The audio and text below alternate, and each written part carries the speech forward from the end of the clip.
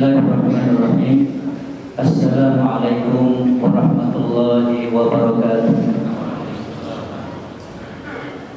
Alhamdulillah, wassalatu wassalamu ala man la nabiyya ba'dah, wa ala alihi wa ashabihi wa man walah.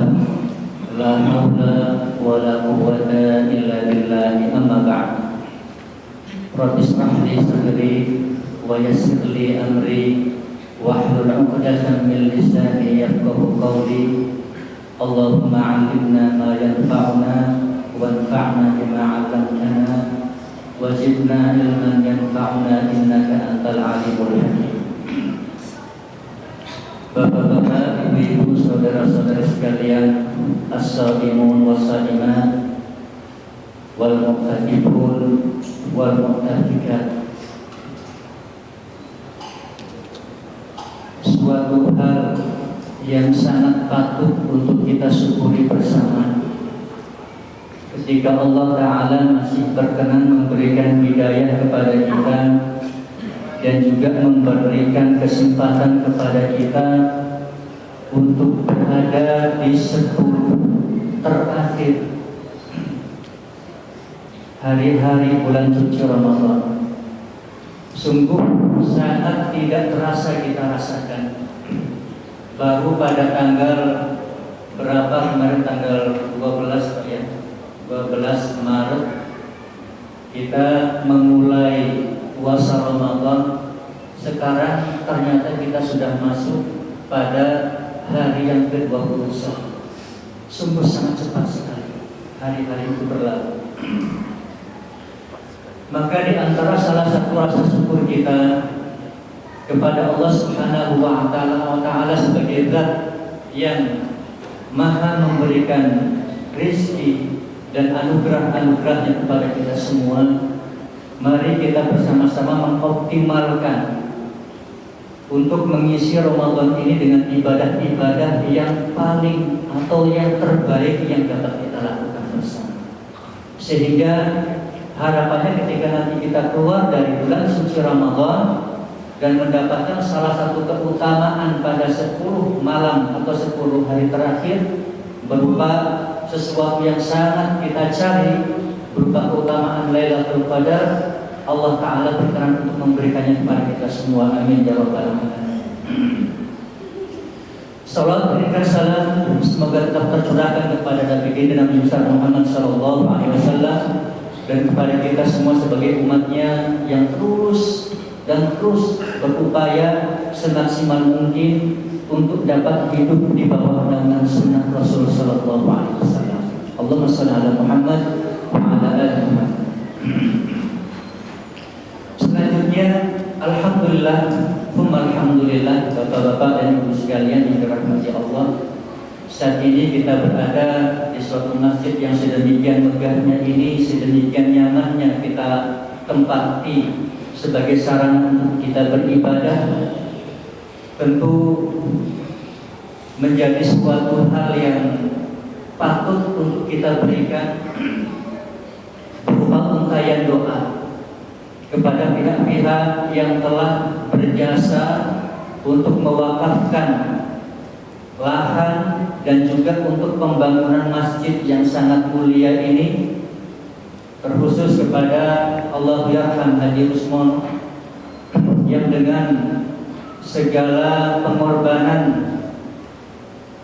harta benda yang Allah titipkan kepada mereka sekeluarga besar tentunya, yang telah berinisiatif untuk membangunkan masjid untuk umat Islam khususnya dimanapun tempatnya, khususnya di Bambu Apus, Kecamatan Cipayung ini, untuk dijadikan sebagai sarana beribadah yang nyaman.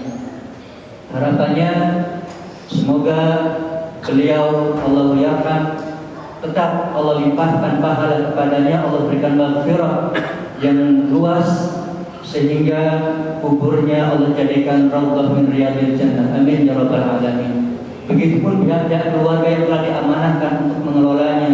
Di sini ada Buya Taufik dan Ibu Evi selaku pihak yang diamanahkan untuk bagaimana melanjutkan program-program Masjid Al-Ikhlas ini, dan juga di bawah DKM Bapak Sarwono dan jajarannya, semoga tetap istiqomah untuk mengelola dan memampukan masjid ini sehingga betul-betul dapat memberikan manfaat yang luas untuk umat Islam yang sangat banyak ini. Amin ya rabbal alamin.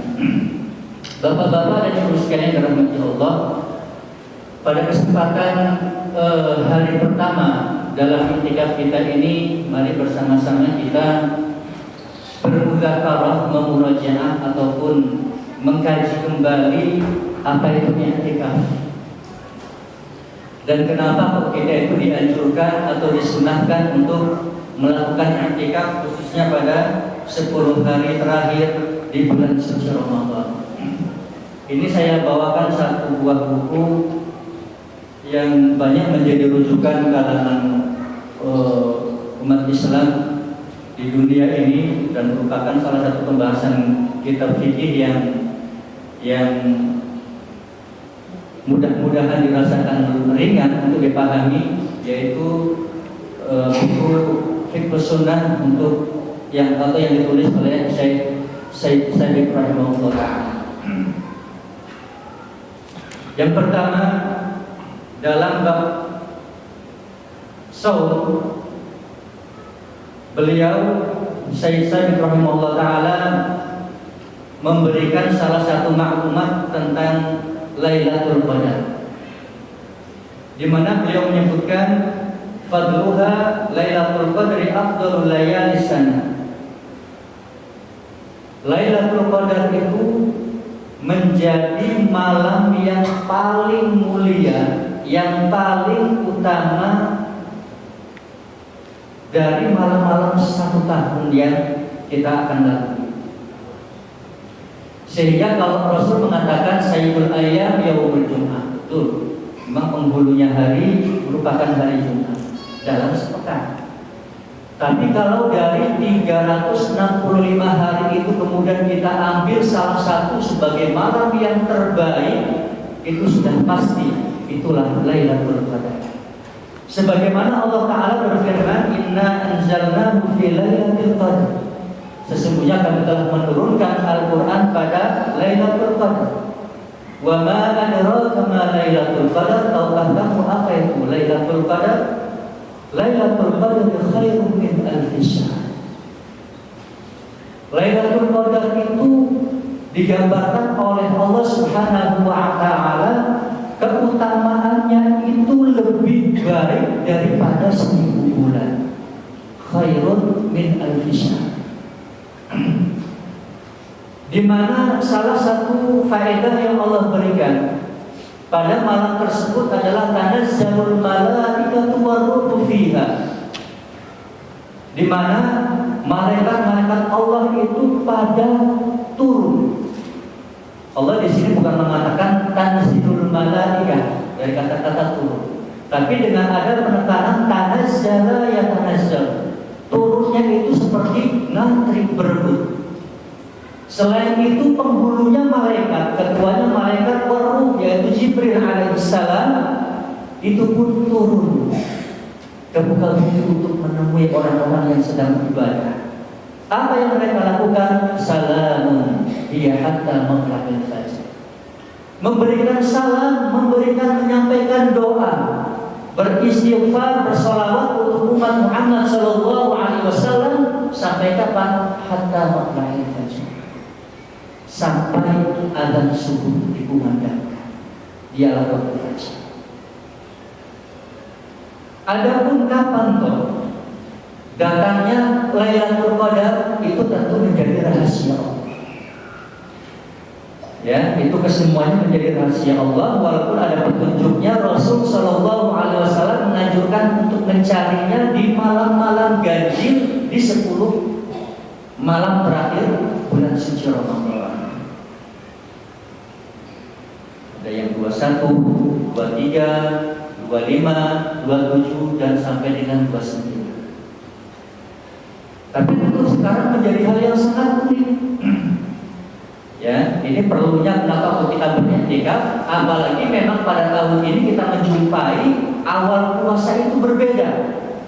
Ada yang memulai lebih awal dan ada yang memulai 1 hari setelahnya. Sehingga kita nggak tahu secara persis ini.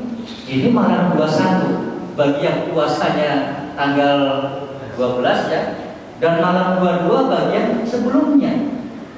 Nah, sehingga kita nggak perlu puyang-puyang amat. Wah, kalau pergi ini berarti ini malam ganjil atau malam genap nih. Nggak usah puyang-puyang, nggak usah repot-repot, beriktikaflah. Sehingga kapanpun Allah datangkan Lailatul Qadar, maka insya Allah Ta'ala kita telah ada di dalamnya. Qiyamuha wa du'a fiha. Kalaulah kita betul-betul memang berniat dengan optimis untuk mendapatkan Lailatul Qadar, maka tentunya ada beberapa anjuran yang disampaikan oleh Rasul Shallallahu Alaihi Wasallam. Dengan salah satu sabdanya dari Abu Hurairah radhiyallahu anhu bahwasanya Rasul Shallallahu Alaihi Wasallam berkata, "Man qama Lailatul Qadri imanan wa ihtisaban." Barang siapa yang mendirikan malam Qadar atau mendirikan Lailatul Qadar dengan qiyamul lail, ya, dari mulai sholat maghrib ditambah dengan ba'diyahnya, sholat isya dengan ba'diyahnya, dilanjutkan dengan tarawih, malamnya lagi kemudian dilanjutkan dengan qiyamul lail atau sholat tahajud dengan tilawah dan segala macamnya, ghufira lahu ma taqaddama min dhanbi. Yang semata-mata dilakukan karena betul-betul mengharap ridho dari Allah Subhanahu wa Ta'ala, berharap pahala dari Allah Ta'ala. Yang dijanjikan oleh Allah Rasul adalah ghufira lahu ma taqaddama min dhanbi, akan diampuni dosa-dosanya yang telah lalu.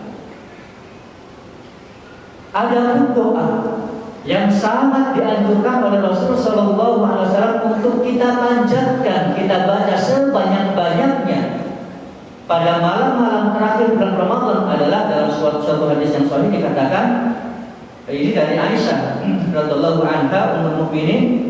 Maka Rasul pun ketika dia bertanya, doa apa yang semestinya aku ucapkan, aku baca ketika mendapati Lailatul Qadar, beliau pun bersabda, Allahumma innaka afuwun tuhibbul afwa fa'fu anni. Allahumma innaka afuwun tuhibbul afwa fa'fu anni. Ya Allah, sesungguhnya Engkau Maha Pemaaf dan Engkau juga suka memberi maaf. Fa'fu anni, maka maafkanlah aku ataupun ampunilah kami. Walaupun tentunya itu pun menjadi suatu kesempatan bagi kita semua untuk memperbanyak istighfar dan bermunajat dengan kebutuhan kita masing-masing. Tapi tetap jangan lupakan doa yang satu. Karena itu betul-betul salah satu doa yang sangat dianjurkan dan yang maghfur dari Rasul Sallallahu Alaihi Wasallam secara langsung. Namun demikian tidak dilarang untuk berdoa sesuai dengan hajatnya masing-masing. Gitu Bapak dan Ibu sekalian dirahmati Allah. Nah, karena memang salah satu cara ataupun Lailatul Qadar itu memang tidak jelas kapan waktunya, walaupun Rasul itu menggambarkan beberapa tanda-tanda yang menyertai datangnya Lailatul Qadar, tapi itu sifatnya cuma sekedar nisbi saja, suatu ya yang tidak pasti. Nah, oleh karena itu, karena kita mencari sesuatu yang betul-betul Allah rahasiakan, Rasul memberikan syariat berupa i'tikaf. Ya, i'tikaf berkhusus pada 10 hari atau 10 malam di bulan suci Ramadan. Nah, apa itu i'tikaf? Dikatakan oleh Syekh Sa'di rahimahullah taala, luzumul masjid wal iqamah fihi bi niyatin taqarrub ila Allah azza wa jalla. Yang namanya i'tikaf itu pengertiannya berdiam diri di dalam masjid. Berdiam diri di dalam masjid bi niyatin taqarrub ila Allah taala, dengan niat mendekatkan diri kepada Allah Subhanahu wa taala. Itulah dia i'tikaf. Dan i'tikaf itu merupakan salah satu ibadah. Sedangkan dalam Islam yang namanya ibadah itu sudah pasti punya rukunnya. Apa itu rukun? Sesuatu yang tidak boleh ditinggalkan dalam suatu ibadah. Yang tanpa adanya rukun tersebut atau salah satu ataupun dua rukun ataupun seterusnya, jangan banyak rukun. Satu rukun saja terlewatkan dalam suatu ibadah, maka ibadahnya menjadi tidak sah. Seperti itulah gambaran rukun. Nah, apa itu rukun i'tikaf? Yang pertama tentu adalah al-mu'takif. Orang yang akan melaksanakan i'tikaf, dan kita inilah yang sedang beriktikaf. Yang kedua, al-mu'takafi, tempat i'tikafnya. Apa itu tempat i'tikafnya? Tempat i'tikaf yang disampaikan oleh Rasul sallallahu alaihi wasallam adalah masjid yang dilaksanakan di dalamnya sholat Jumat. Dalam artian sholat 5 waktu itu senantiasa berjalan, nggak ada kata liburnya. Lu kenapa kau nggak di musola ataupun di masjid-masjid yang ada di perkantoran dan segala macamnya? Ya karena tempat-tempat tersebut itu sangat rawan. Kadang-kadang sholat-sholat tertentu saja dikumandangkan azan dan didirikan sholat di dalamnya. Tapi kalau sudah yang namanya masjid, kita mengenalnya 5 waktu itu tetap dilaksanakan, ada jamaah ataupun tidak. Waktunya azan berkumandang dikumandangkan, gitu ya. Dan satu lagi kriterianya tuqamu fihi al-jumu'ah, masjid yang dipergunakan untuk melaksanakan sholat Jumat. Hukumnya, adapun hukum dari i'tikaf itu terbagi menjadi 2. Ada yang namanya i'tikaf yang hukumnya sunnah. Apa itu i'tikaf yang hukumnya sunnah? Hukum awalnya i'tikaf adalah memang sunnah. Kapan waktunya? Di saat kapan saja, waktunya tidak terbatas. Dimana kalau kita memang akan berniat i'tikaf atau di masjid untuk beribadah kepada Allah, itu adalah namanya i'tikaf sunnah. Tapi saat sekarang ini, ketika kita sudah berada pada 10 malam terakhir di bulan Ramadan, itu sangat dianjurkan, sehingga kita mulai dari yang namanya sunnah muakkadah, sunnah yang betul-betul sangat dianjurkan untuk dilaksanakan. Dan alhamdulillah kita menjadi salah satu hamba-hamba Allah yang telah dipilih untuk beriktikaf pada asrul awakhir saat ini. Dan kemudian ada juga saudara-saudara sekalian yang dirahmati Allah, i'tikaf itu menjadi suatu hal yang hukumnya wajib apabila disertai dengan nadar. Begitu ya. Jadi beda antara i'tikaf biasa dengan i'tikaf yang sifatnya pelaksanaan nadar. Karena nadar itu sesuatu yang halal, sesuatu yang mubah, tapi oleh seseorang diwajibkan atas dirinya sebagai motivasi ataupun sebagai suatu penekanan terhadap diri untuk bertakwa kepada Allah Subhanahu wa taala. Maka sebaiknya kita ini ya memang syariat nadar itu ada, tapi jangan terlalu bergampangan untuk berucap nadar. Karena untuk pelaksanaan itu terkadang tidak gampang. Gitu ya, Bapak-bapak dan Ibu, sehingga ya berjalanlah dengan kondisi normal itu tentu jauh lebih lebih nyaman dilaksanakan. Karena sesuatu yang mubah tapi kemudian kita diwajibkan atas diri kita sendiri karena untuk Allah Subhanahu wa taala, yaitu kemudian terhitung hutang insya Allah dan harus ataupun wajib untuk melaksanakannya sampai dengan terpenuhi apa-apa yang dinadarkannya. Baik, tadi yang pertama orang yang beriktikaf sebagai rukun iktikaf tersebut, kemudian tempatnya yaitu masjid yang dilaksanakan sholat 5 waktu plus sholat Jumat, kemudian niat. Ya, kenapa kok setiap ibadah itu harus betul-betul disertai dengan niat? Karena Allah Ta'ala sendiri berfirman, wa ma umiru illa liya'budullaha mukhlishina lahu-d-din. Dan tidaklah kita diperintahkan kecuali untuk beriman. Wa ma umiru illa liya'budullaha, kecuali untuk beribadah menyembah Allah Subhanahu wa taala mukhlishina lahu-d-din, dengan mengikhlaskan peribadatan untuk Allah Subhanahu wa taala. Dan Rasul pun menyatakan dalam sabdanya sangat masyhur sekali, innamal a'malu binniyat. Sesungguhnya segala macam perbuatan itu tergantung dengan niatnya. Sedangkan niat ini kita pahami dimanapun kita pikir disampaikan bahwa an-niyatu mahalluha al-qalb. Ya, dalam suatu redaksi yang lain, an-niyatu al-azmu ala fi'li syai'in muqtarinan bi fi'lihi. Yang mana gambaran niat itu suatu tekad untuk melaksanakan suatu perbuatan, ya, amal soleh, muqtarinan bi fi'lihi, dengan disertai pekerjaannya. Itulah niat. Wa mahalluha al-qalb, dan tempatnya di dalam hati. Lain perkara kalau sifatnya untuk niat haji dan umrah, itu lain perkara. Karena memang Rasul SAW mengajarkan yang memang at-talaffuz, gitu ya. Seperti halnya kalau orang akan melaksanakan umrah itu kan ketika di miqat dia mengucapkan labbaika umratan. Ada juga beberapa yang akan berhaji labbaika hajjan dan seterusnya. Itu tidak cukup hanya dengan lisannya, tapi betul-betul untuk diucapkan. Tapi umumnya dia itu tempatnya di dalam hati. Namun apabila memang banyak sebagian kita itu kadang-kadang antara hati itu sulit terkendali kecuali dibantu dengan lisan. Itu yang kemudian diistimbat oleh para ulama, diperbolehkan untuk melafazkan niat yang sifatnya untuk supaya menyinkronkan antara hati dengan lisannya sehingga betul-betul mantap. Gitu ya, Bapak-bapak yang sekalian dirahmati Allah. Nah, kemudian yang keempat rukunnya adalah al-lubs atau al-muf. Waktu ataupun pekerjaan berupa menetapnya itu. Yang akan iktikaf itu kan berdiam diri.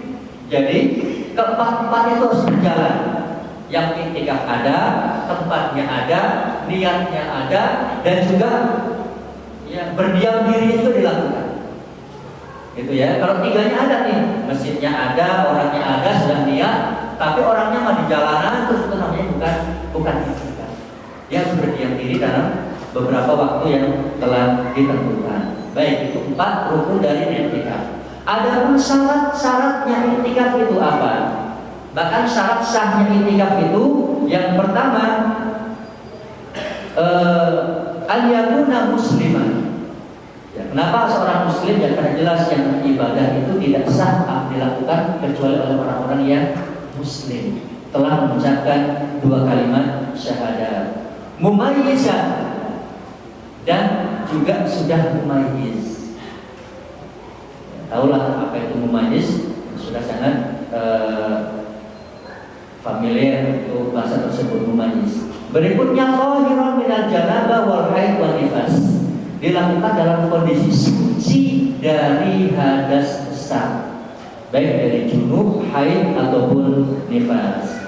Fala yasifu min kafirin wala sabiyyin ghairu mumayyiz wala junubin wala haidin wala nifas. Maka yang namanya iktikaf itu tidak sah dilakukan dari seorang yang tidak beragama Islam ataupun anak-anak kecil yang belum mumayyiz, dan juga bagi orang yang sedang terkena janabah atau junub, haid ataupun nifas bagi seorang perempuan.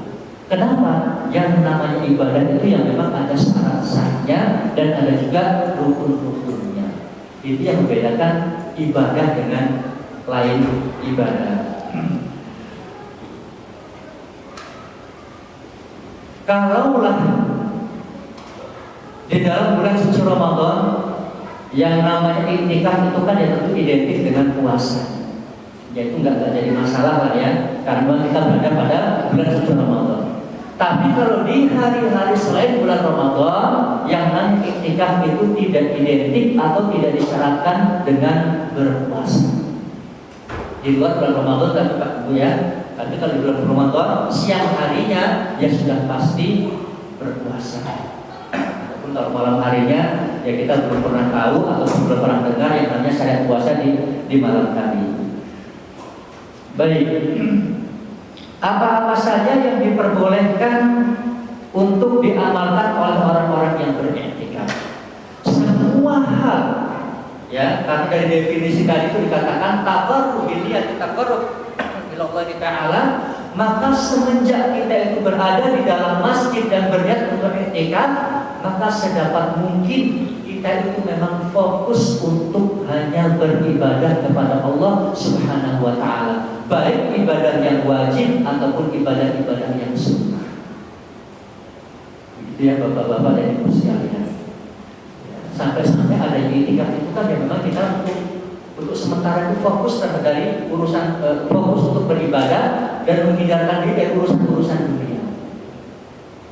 Gitu ya. Walaupun memang kita tidak bisa menafikan ya, yang barangkali kita yang sedang melaksanakan i'tikaf ini masih punya ikatan pekerjaan, masih punya tugas-tugas yang harus diselesaikan ketika di siang hari ya, sebagai seorang kepala keluarga, sebagai ya pegawai ataupun profesi-profesi yang lainnya, ya maka yang dapat kita lakukan mungkin malam harinya kita pergunakan untuk beriktikaf dan siang harinya kita tetap menjalankan aktivitas yang sudah selanjutnya kita lakukan masing-masing. Karena tidak mungkin ya, misalkan kita seorang pegawai kemudian izin cuti untuk perkara iktikaf, ya mereka nggak mau tahu. Hasil yang dapat kita lakukan yang i'tikafnya di malam hari, syukur-syukur kalau bisa 10 hari 10 hari terakhir itu tentu lebih utama. Tapi ya tentu kita yakin tidak semua bisa melakukan hal tersebut karena memang tuntutan pekerjaan ataupun profesinya masing-masing. Dan ketika kita sudah dalam suasana i'tikaf, hindari dari perkara-perkara yang tidak diperlukan. Ya, ngobrol tetap boleh, tapi berbicara dengan perkara-perkara yang terbaik dan mendatangkan faedah. Sebagaimana Rasul menyampaikan, min husni islamil mar'i tarkuhu ma la ya'ni. Di antara tanda, di antara indikator baiknya keislaman seseorang itu tarkuhu ma la ya'ni, ketika dia meninggalkan perkara-perkara yang tidak bermanfaat untuk dirinya dan juga orang lain. Baik, kemudian apa yang membatalkan i'tikaf? Beberapa hal yang membatalkan i'tikaf adalah yang pertama al-khuruju minal masjid li ghairi hajah. Keluar dari tempat i'tikaf tanpa keperluan yang syar'i. Ini perlu kita pahami, yang memang di antara salah satu rukun dari i'tikaf tadi kan al-lubs, berdiam, menetap di masjid. Sehingga kalau kita keluar dari area masjid tersebut, maka kita kehilangan rukun al-lubsunya. Maka hal itu kemudian membatalkan i'tikaf kita, kecuali andaikan memang keperluan yang sifatnya fitri doruri, seperti mau BAB, mau BAK, mau mandi, mau wudu, itu jelas kita keluar dari area masjid.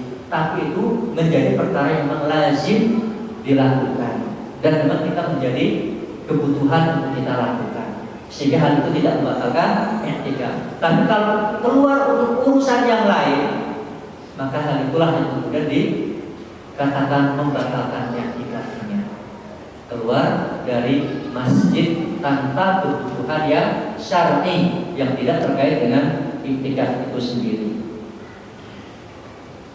Yang kedua, ar-riddah, murtad, keluar dari agama Islam. Karena kenapa? Ya kayak tadi, yang namanya ibadah itu salah satu syarat sahnya dilakukan oleh orang yang beragama Islam. Yang ketiga, zahabul aqli bijunun aw sakrin, kehilangan akal, entah tiba-tiba menjadi gila ataupun mabuk, teler, apa ya? Kalau teler kecapean selain, tapi ya mabuk tahulah kita. Maka ketika hilang akal, maka ibadah i'tikafnya pun menjadi batal. Kemudian wal haid wal nifas li fawati syarti at-thahar. Jadi ketika terjadi hadas besar, kita semua insyaallah maklum yang namanya hadas besar itu kan junub, haid ataupun nifas. Ketika hal itu maka iktikaf kita pun menjadi batal. Dan yang keenam terakhir, al-waqtu mendatangi atau berhubungan suami istri, tentu hal itu ya sudah menjadi penyebab terjadinya janabah. Seperti Allah Ta'ala, wala tubashiruhunna wa antum aakifuna fil masajid, dan janganlah kalian mendatangi mereka atau istri kalian dan dalam kondisi kalian sedang beriktikaf di dalam masjid. Nah, dari itulah jamaah yang dirahmati Allah, ketika iktikaf itu sudah menjadi suatu niatan terkhusus bagi kita, maka sedapat mungkin kita menjalankan iktikaf dengan sebaik-baiknya, sehingga yang diharapkan untuk mendapatkan keutamaan Lailatul Qadar itu semoga Allah Ta'ala berikan kepada kita semua. Amin ya rabbal alamin. Terakhir, lalu bagaimana ketika kita sedang dalam suasana batal iktikafnya, gitu ya, entah karena keluar masjid ataupun terjadi janabah dan segala macamnya, yang kita bisa mengulangi mengulanginya lagi, maksudnya dengan memperbaharui niatnya. Kalau terkena janabah dia segera bersuci, kemudian berniat untuk beriktikaf kembali. Itu yang dapat kita lakukan. Karena kadang-kadang kita iktikafnya tidak seperti iktikafnya para salafun qudamah, seperti para sahabat bersama Rasul SAW yang betul-betul 10 hari sudah berjedok aja di dalam masjid. Begitu ya. Ya kalau kita akuilah iman kita sangat jauh daripada iman-iman para sahabat. Ketika keluar lagi apapun ini itu di dalam masjidnya, dan itulah yang bisa kita lakukan. Itulah kenyataan kehidupan saat ini, sehingga tetap jangan pesimis, tetap optimis. Kalau niat iktikafnya batal, segera diperbaharui kembali. Itu sebagai upaya kita untuk mengoptimalkan dalam ibadah. Bukankah Allah Ta'ala mengatakan dalam firman-Nya, fattaqullaha mastata'tum, bertakwalah kalian kepada Allah dengan batas maksimal ketakwaan yang ada pada diri kita masing-masing. Semoga apa yang disampaikan ini bermanfaat untuk kita semua. Segala yang hak datangnya dari Allah Ta'ala dan Rasulnya SAW. Segala kesalahan datang dari diri saya, semoga Allah mengampuni diri saya dan kita semua. Amin ya rabbal alamin. Sebelum kita tutup, akan ada diskusi atau bagaimana? Silakan Pak, barangkali 5 atau 10 menit. Yang itu Rasul memberikan suatu tip dan juga resepnya. Bagaimana kita masuk ke dalam masjid sebelum subuh, tahiyatul masjid, adzan subuh, qobliyah subuh, sholat subuh berjamaah, zikir, tilawatul Quran ataupun amal soleh yang lain tetap dalam masjid ini ya, untuk taqarrub ila Allah sampai dengan waktu isyraq, waktu suruh, kemudian kita sholat 2 rakaat. Maka saat itulah Allah memberikan pahala sebagaimana orang melaksanakan ibadah haji dan umrah, komplit pahalanya, tidak kurang sedikit pun. Tapi bukan untuk berdiam, untuk tidur atau untuk ngobrol, tidak. Untuk sesuatu yang bermanfaat.